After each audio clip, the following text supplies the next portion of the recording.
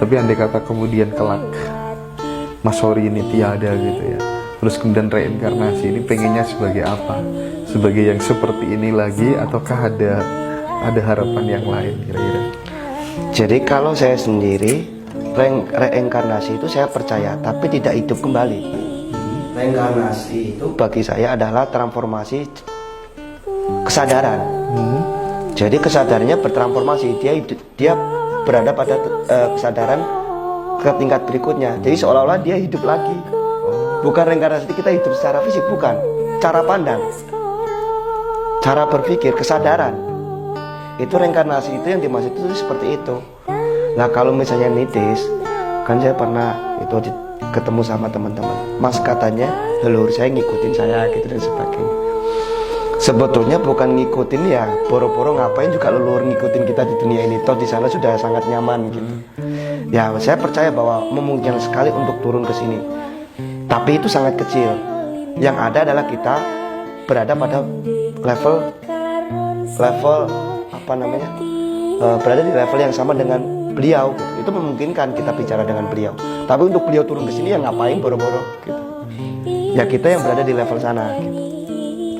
Lah kalau nitis itu sebetulnya ya memungkinkan ya yang saya cerita tentang DNA itu, bahwa DNA kita satu sel itu memiliki informasi yang sama ke seluruh tubuh.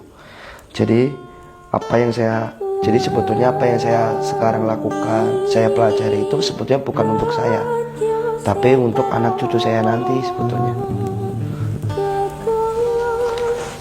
Oke. Saya ingin coba kembali ke tadi Mas. Kalau misalnya setiap orang ada pertanyaan pribadi begitu ya. Ini kan 2045 ini kan banyak yang mengatakan, banyak tesis bahwa Indonesia emas itu nanti akan terjadi 2045 pas hari ulang tahun yang ke 100 ya. Pertanyaannya,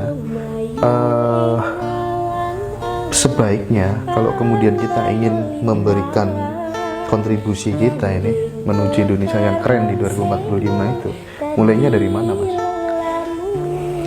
Ya kita itu kan, makanya tadi saya bilang bahwa kita itu selalu berpikir ke arah masa depan. Yang sebetulnya masa depan itu tergantung pada saat ini. Jadi 2045 itu ketika Indonesia berjaya, itu tidak akan pernah terwujud kalau kita tidak membangun fondasi saat ini. Kayak gitu. Jadi mulainya ya harus saat ini kita mulai merintis, mulai lagi mengembalikan jati diri bangsa kita melalui pengenalan jati diri kita. Jadi karena bangsa kita ini memiliki satu ragam budaya yang sangat luar biasa, bangsa kita ini sangat kuat sebetulnya. Karena banyak wisdom yang dimana local wisdom itu menjadi salah satu pemecah masalah-masalah yang akan ada di dunia ini. Salah satunya apa? Jadi kalau misalnya kita bicara tentang wisdom itu kan keluhuran ya. Jadi kalau di luar sana itu bangsa itu cuma memiliki satu wisdom. Misalnya kayak Cina sekarang, wisdomnya sudah mulai hilang saat ini. Dan saya ini bukan memprediksi atau meramal. Jadi dari sudut pandang saya, Cina tidak akan mampu untuk menuju puncak. Karena apa? Dia tidak punya wisdom, pasti akan jatuh juga. Nah sedangkan kita punya wisdom yang sangat kompleks itu. Ayo kita kumpul lagi, ayo kita rangkul lagi, ayo kita menjadi satu visi lagi, ayo kita jadi satu misi lagi. Kita punya cita-cita yang besar dari leluhur kita.